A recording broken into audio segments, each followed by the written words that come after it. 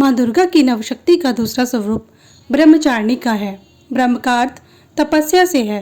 माँ दुर्गा का यह स्वरूप भक्तों और सिद्धों को अनंत फल देने वाला है। इनकी उपासना से तप, त्याग, वैराग्य, सदाचार और संयम की वृद्धि होती है। ब्रह्मचारिणी का अर्थ तप की चारिणी यानी तप का आचरण करने वाली। देवी का यह रूप पूर्ण ज्योतिमय और अत्यंत भव्य है। इस देवी के दाएं हाथ में जप की माला है और बाएं हाथ में यह कमंडल धारण किए है। माँ ब्रह्मचारिणी की पावन कथा। पूर्व जन्म में इस देवी ने हिमालय के घर पुत्री रूप में जन्म लिया था और नारद जी के उपदेश से भगवान शंकर को पति रूप में प्राप्त करने के लिए घोर तपस्या की थी। इस कठिन तपस्या के कारण इन्हें तपस्याचारिणी अर्थात ब्रह्मचारिणी नाम से अभिहित किया गया। 1000 वर्ष तक इन्होंने केवल फल फूल खाकर बिताए और 100 वर्षों तक केवल जमीन पर रहकर शाक पर निर्वाह किया।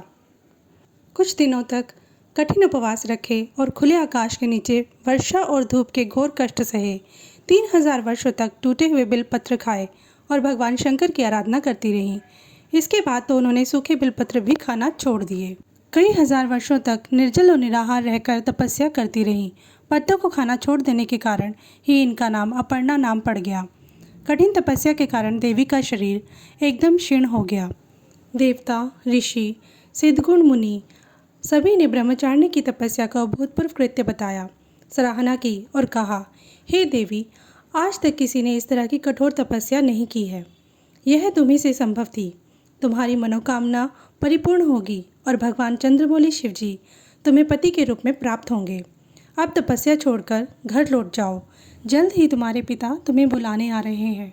कथा का सार। इस देवी की कथा का सार यह है कि जीवन के कठिन संघर्षों में भी मन विचलित नहीं होना चाहिए। माँ ब्रह्मचारिणी देवी की कृपा से सर्व सिद्धि प्राप्त होती है। दुर्गा पूजा के दूसरे दिन देवी के इसी स्वरूप की उपासना की जाती है। ब्रह्मचारिणी माँ आप सभी पर अपनी कृपा बनाए रखे। जय माँ ब्रह्मचारिणी।